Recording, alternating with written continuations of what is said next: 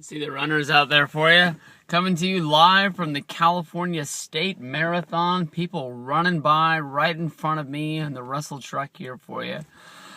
Oh man, yesterday I saw a video that honestly blew my mind. It was put up on NoDQ.com. I don't remember the guy's name who made the wrestling video, but honestly it was a wrestling discussion video about the outcome of the TLC pay-per-view. And basically it was just a meme of Triple H holding up both titles.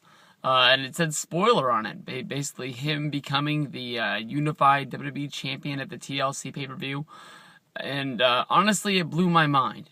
You can see that the authority is making all these sort of guarantees and demands that at the TLC pay-per-view, one champion will be crowned, and they will be the ultimate champion. Will that be Randy Orton? Will that be John Cena?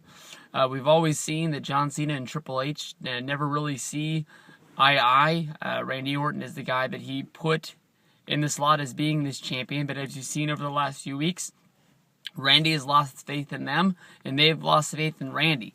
They have Randy on TV as their champion, and they said that they believe in this guy, but they don't feel that Randy believes in himself the way that he should. They've always wanted this vicious killer that, handcuffed Triple H to the ropes and, and killed Stephanie right there in the middle of the ring. And we always thought that there would be tension between Stephanie and them, but never really seen that it ever come to be. And I can see, honestly, these two guys going out and killing each other, or maybe even just, Triple H being fed up with the match and not getting the outcome that he was hoping for, and just scooping up the belts off the top of the ladder and just naming himself champion. I know this is something that would make people mad, but it would be something that people would want to tune in for and give Triple H one last run as the ultimate champion for, Royal Rumble through WrestleMania. Until you have somebody like John Cena come in and beat him, you'd be able to give Triple H his last, run on top. Having him have a match at the Rumble, whether it be a triple threat with Randy and John, and have him have some sort of a match at Elimination Chamber to pull through. It's a big way for Triple H to have three last go home matches. I don't think Triple H is ever gonna fully retire. I can see him having 1 to 2 matches a year for the next foreseeable future. But it'd be one hell of a way to go out, because the last run that Triple H had with Brock Lesnar might have been on paper the biggest matches that the guy could have had, fighting one of the biggest MMA WWE stars that there's ever been. But I don't think they really panned out to what they wanted to be. And for Triple H to be the legend that they want him to remember, maybe going out on top is the way that he'd want to go. And it's the way I want him to go. He's my favorite guy out there. So what do you guys think? Is Triple H having maybe a 3-month run as the Undisputed Champion?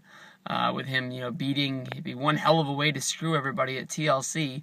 And I don't think it's a way to make everybody screwed, be mad. I think it's one way of oh, fuck.